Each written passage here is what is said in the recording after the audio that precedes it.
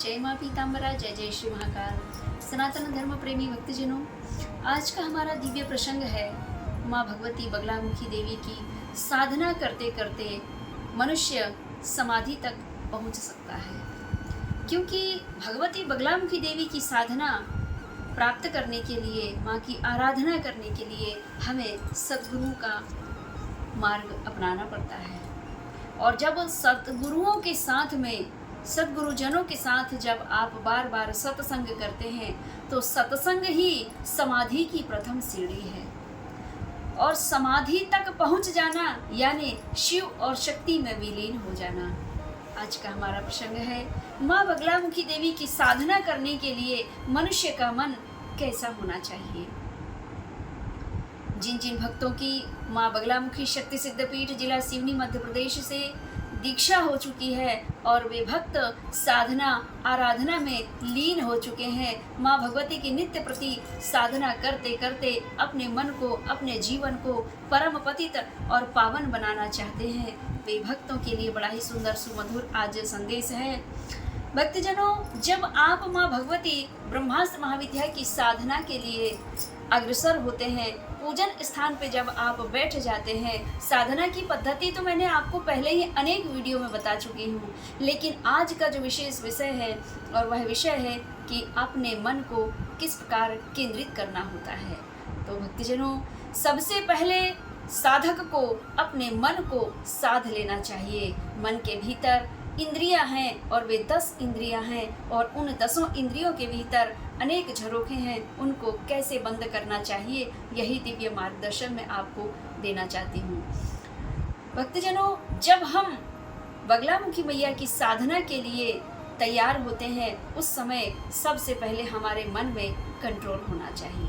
और मन को कंट्रोल करने के लिए, मन को एकाग्र चित्त करने के लिए हमें सबसे पहले ओंकार ध्वनि को कम से कम 5 मिनट बोलना चाहिए। जैसे रीढ़ की हड्डी को सीधा करें, गर्दन को थोड़ा सीधा करके और नीचे की ओर झुकी होना चाहिए। आपकी आँख नासिकाग्र भाग में हो और आपके नासिकाग्र भाग में एक सुंदर सा दीपक जलते रहना चाहिए, चाहे वह घी का दीपक हो या फिर तिल के तेल का दीपक। और नासिकाग्र भाग में सबसे पहले अपने गुरु के ऊपर ध्यान केंद्रित करते हुए, अपने इष्ट में अपने मन को केंद्रित करते हुए, अपने इष्ट का ध्यान करते हुए 5 मिनट आपको ओम का उच्चारण करना है। किस प्रकार, विशेष ध्यान दीजिए, मेरी वाणी और मेरे शब्दों में विशेष ध्यान देते हुए अपने इस साधना को प्रबल बनाने का प्रयास करें। अब मैं आपको वह प्रणवकार मंत्र का ध्वनि किस प्रकार निकालना है यही बता रही हूँ।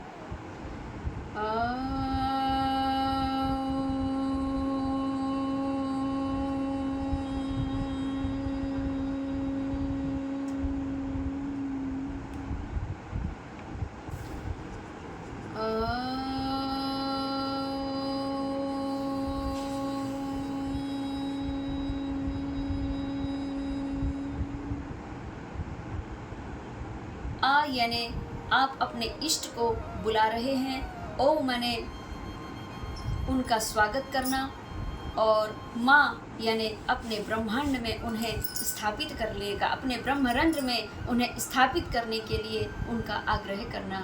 तो माँ शब्द जब आपका निकलेगा तो आपका ब्रह्मांड झंझनाने लगता है, झुंझुनी सी आने लगती है। जब आपका ब्रह्मांड झंझनाने लगता है, मस्तिष्क में झंझनाहट प्रारंभ होती है, तो आपका मन एकदम अपने इष्ट में शीघ्रतापूर्वक केंद्रित हो जाता है।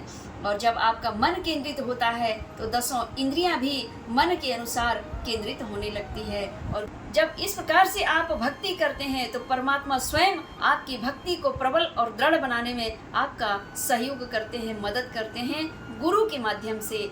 जिस समय आपकी साधना प्रबल होने लगती है तो आप ये मत सोचें कि आप स्वयं अपने कर्मों से अपनी साधना को प्रबल बना रहे हैं। नहीं, वे ही परमात्मा गुरु के माध्यम से गुरु के भीतर प्रवेश करके और आपको वह मार्गदर्शन प्रदान करते हैं कि मुझे पाने के लिए अब तुझे यह मार्ग अपनाना है। तो आज का हमारा यह प्रसंग था। ओमकार की ध्वनि कम से कम 5 मिनट करें और अगले आने वाली वीडियो में हम आपको यह बताएंगे कि अपने मन को आप दूरदर्शी बनाइए, मनमुखी नहीं गुरुमुखी बनिए, आत्मज्ञानी बनिए, दिव्य ज्ञानी बनिए। गुरु ये चाहता है कि जैसा मेरे भीतर दिव्य ज्ञान समाहित है, इसी प्रकार आपके रोम रोम में वह दिव्य ज्ञान समाहित कर देना चाहता है। गुरु स्वयं से भी आपको अधिक श्रेष्ठ बनाने की क्रिया जानता है और वही क्रिया के अनुसार आपको विश्व विजयी बना देते हैं और इस जगत में आपको पूजनीय बनाने का प्रयास करते हैं। वे होते हैं गुरु। जैसे भगवान श्री रामचंद्र जी के गुरु देख लीजिए, भगवान श्री कृष्ण जी के गुरु देख लीजिए, वे स्वयं कहाँ हैं, कैसी कुटिया में रह रहे हैं और अपने शिष्य को जगत पूजनीय विश्व पूजनीय बना दिया है। वे तो स्वयं परमात्मा थे, लेकिन वे गुरु शरण में क्यों गए, इसे ही तो समझना है, क्योंकि गुरु शिष्य परंपरा से ही भगवत भक्ति और परमात्मा की कृपा प्राप्त होती है। आज के दिव्य ज्ञान आत्मज्ञान चर्चा में बस इतना ही। जय माँ पीताम्बरा, जय जय श्री महाकाल।